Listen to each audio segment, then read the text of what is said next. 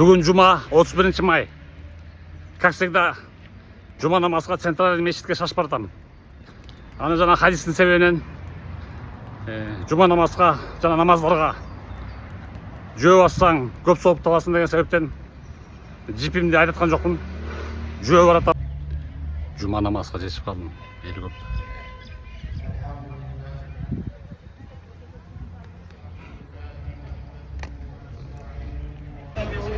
Жұма намаздан соң үйге отырғыз.